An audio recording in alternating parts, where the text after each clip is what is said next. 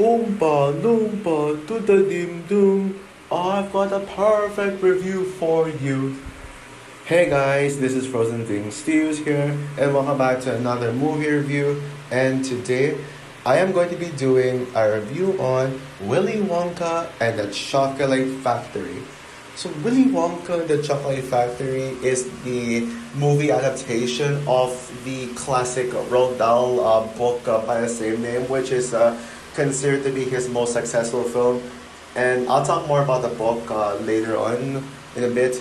And it came out in the year 1971 and is directed by Mel Stewart, and it stars Gene Wilder and other actors who I don't know, and I don't even know if I can even pronounce them right. So I'll just say it stars Gene Wilder and a bunch of others. And so basically, Willy Wonka and the Chocolate Factory tells the story well.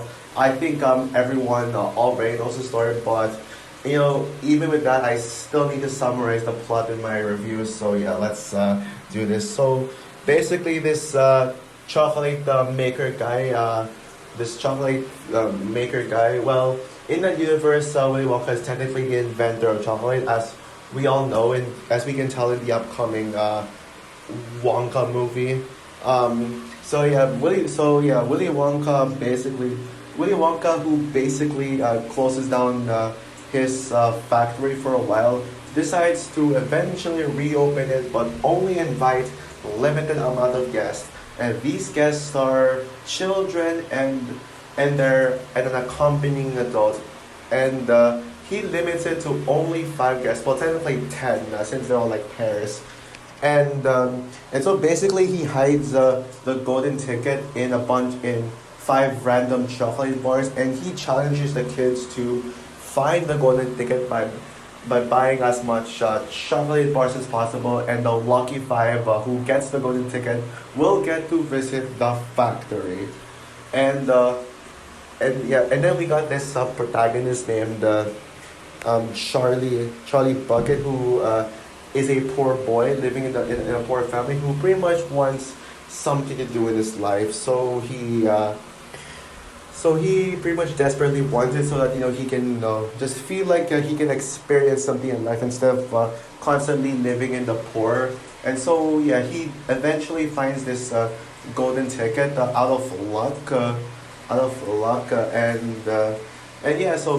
then Charlie Bucket and a bunch of other horrible, annoying, naughty kids visit Willy Wonka's factory, and it is unlike anything they've experienced, because the factory is full of weird stuff, weird, creepy magic stuff, and naughty kids who get punished by, like, not just, yeah. So yeah, that's basically the plot of the film. So yeah, now I'm sure you all know why I am reviewing this film. It's because of the new Wonka movie that is coming out. And in my country, it comes out on Wednesday. Now, I was originally going to be seeing Wonka later on, like within like probably next week or next this week. I wasn't gonna see it sooner than expected, but plans have changed, and I'm going to be seeing Wonka on Wednesday. The reason why I'm going to be seeing Wonka on Wednesday is because well, I was going to be seeing Napoleon on Wednesday, but then when I tried to check the schedule and do a bit of research, since the tickets for Wednesday are already out, the schedules for Napoleon,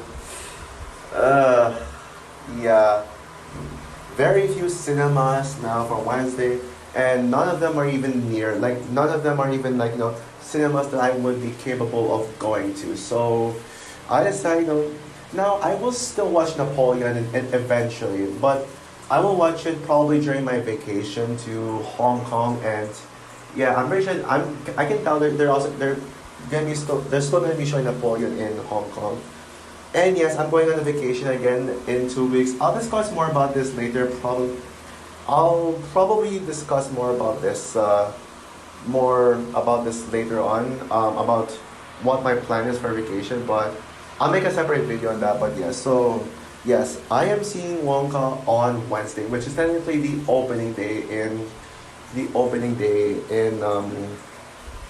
yeah, in my country. Now, I know it's not really a movie I would rush out to watch on opening day, especially when I missed out on seeing which opening day. But it is what it is. It's fine with me. That's like the only day I could probably watch it, because um, and I also got other movies to watch as well, like Next Go Wins, which also comes out on December 6th, on 6th Wednesday, the same day as Wonka, and yes, Napoleon in Hong Kong. But yeah, anyways, yeah. Now, yeah, Willy Wonka was a huge part of our childhood. I wouldn't say he was my biggest childhood icon, but yeah, I Willy Wonka is definitely the Willy Wonka universe is definitely something I grew up with. Like, it was a lore I grew up with. I've read the Willy Wonka and and the Chocolate Factory book when I was little, and I even read I even read the sequel book, which is Charlie and the Great Glass Elevator. Yeah, remember? Remember the glass elevator in the end of the story of the origin of this film, and also the remake as well. Remember that glass elevator?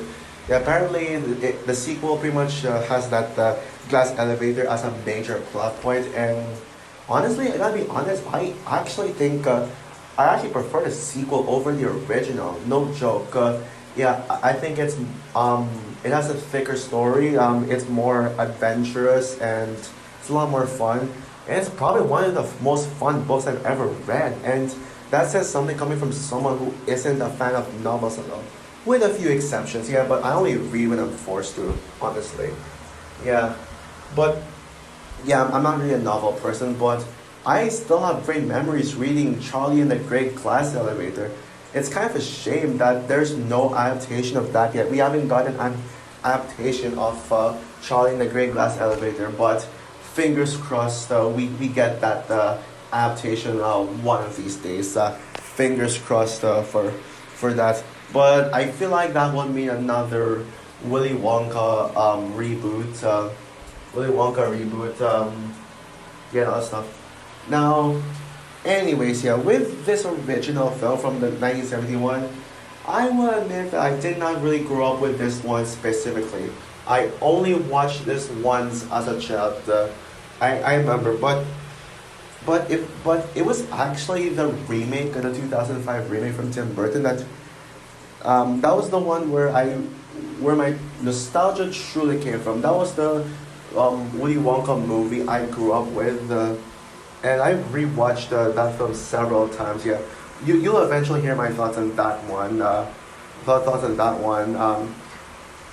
But yeah, I think we can all agree that this is better, and I still acknowledge this one as a classic. Even when I saw this as a kid, I still acknowledge this as a classic masterpiece.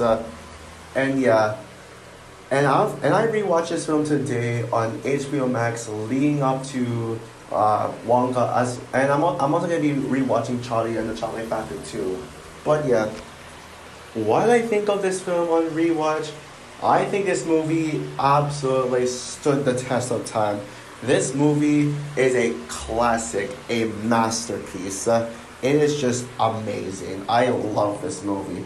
I love this movie. And I think it is most certainly the best movie of 1971. And maybe, and I mean maybe, it could even be in my top 10 favorite movies of the 70s. But it depends on how many other movies came out in the 70s. Because we got films like, we got other great classics in that same year, like A New Hope, The Godfather Parts 1 and 2, Jaws, Taxi Driver, and yeah, many others I can think of. Even Fiddler on the Roof. I put Fiddler on the Roof over this one when it comes to the best in the 1970s. And by the way, yes, if you haven't seen Fiddler on the Roof, please watch it. It's very underappreciated. And one of the greatest Broadway musicals too. But yeah, with this one right here, yeah, I'll say that this is easily the best movie of 1971, because I mean, I didn't even watch that many movies that year. The only other movie from 1971 I can think of on the top of my head that I've seen is the James Bond film Live and Let Die. Live and Let Die, yeah. But so yeah, this is definitely the best movie of 1971. So yeah, what do I like about this film? Like, I mean, honestly, I don't really have much to say about this. Honestly, like there isn't really a lot, but yeah, I'll try to say the best I can about this one. So yeah, like first of all, the story is like first of all, the movie itself is very charming. This is seriously one of the most charming movies I have ever seen. I mean, this movie just screams charm. Like it's very charming, and considering that this is a family-friendly movie, it really does keep that family-friendly vibe. Like it is just a perfect movie for families to watch together, whether in cinemas, well for that previous generation, maybe a re-release of it in theaters, or at home, like where families can just watch this at HBO Max, maybe watching it in preparation for Wonka, I guess. But yeah, now I will say that this is a very slow film. Yeah, this is a very like slow paced film. I mean, Willy Wonka doesn't even show up until 45 minutes into the film. There's like this long build up between characters getting to meet Willy Wonka, and just like it's like Willy Wonka is hiding in the shadows. Willy Wonka is hiding in the shadows, and then we see him appear like in 45. And then we see him appear like 45 minutes later. And this movie has such a very long build up to it. Yeah, basically the build up is the whole golden ticket competition thing, and seeing Charlie just living a poor life, just and wanting to have something in his life, like something magical, something memorable in his life, instead of just being just a poor kid. And I think Charlie's character development in this one is great. I think Charlie has such strong writing. Charlie is such a well-written character. A well-written character. And yeah, you can really tell you really wanted to root for Charlie to be able to do what he wants, to accomplish his dreams, to be able to reach his goals. And yeah, that's what I love about Charlie. And he's just adorable. I mean, Charlie in this movie, he's just adorable. Like, there's no denying about that. And yeah, and I also love how this movie is able to represent, poor people well. Like, this movie just sends a message that this movie has such great message that even though you're poor, even though you're poor and you're poor, you can still have more advantages than the rich, because sometimes the rich can be worse than the poor. Sometimes the poor people can be better, can be just better people than middle class, like the upper class level people. I love how this movie is able to tackle the lower class people and the upper class people very well. And as you can see, all out of all the groups who came into Willy Wonka's factory, you got Charlie and his grandpa, who are the only poor ones, and everyone else is rich. And it's like not really rich, but rather upper class. And all these kids, yeah, they are really annoying. They're absolute jerks, and they're total brats. They're very unlikable, but they're meant to be unlikable. They're supposed to be unlikable. It's really part of who they are. It's really it's really part of who they are. And yeah, and by the way, let me just say, the factory is the factory is gorgeous. I absolutely love the factory. It is just magical, and I really want to go there so badly. We want to go there so badly. It is just visually stunning, and it really makes me hungry for shots I start eating. I mean, those Oompa Loompa guys. Woo. Yeah, those Oompa Loompas are, ooh, like I love them, especially with the Oompa Loompa do the dim dim. Yeah, that is definitely a standout song. And yes, as a musical, it's great. Love the soundtrack to this. The soundtrack is just Um, yeah, the soundtrack is just amazing. Love the, I freaking love the the soundtrack.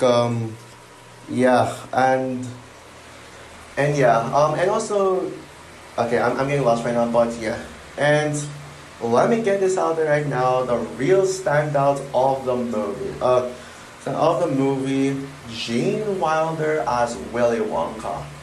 Ooh, yeah, Gene Wilder is perfect for Willy Wonka.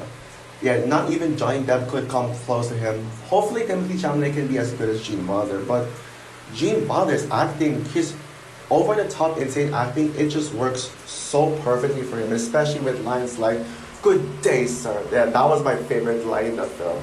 Yeah, "Good day, sir." So yeah, that was hilarious. Don't you think? So yeah. So yeah, I guess that's all I have to say. Oh yeah, and also love that glass elevator scene at the end. And yeah, so overall, Willy Wonka and the Chocolate Factory is nothing more than a classic masterpiece that's very nostalgic and very charming for the whole family to watch. Yeah, and this is a movie you need to watch once in your life. I highly doubt Wonka will top this one, but fingers crossed. I'll still love Wonka. So yeah, so with that said, I'm gonna give Willy Wonka and the Chocolate Factory 5 stars out of 5. A masterpiece movie. So that's all for my review of Willy Wonka and the Chocolate Factory. What are your thoughts on the film? Would you agree that Would you agree that this is a masterpiece? Well, I'm sure we all do. Or do you find this movie to be kind of overrated? Comment down below, like, subscribe, hit the notification bell, and stay tuned for my review on the Tim Burton version of Charlie and the Chocolate Factory. Bye, guys.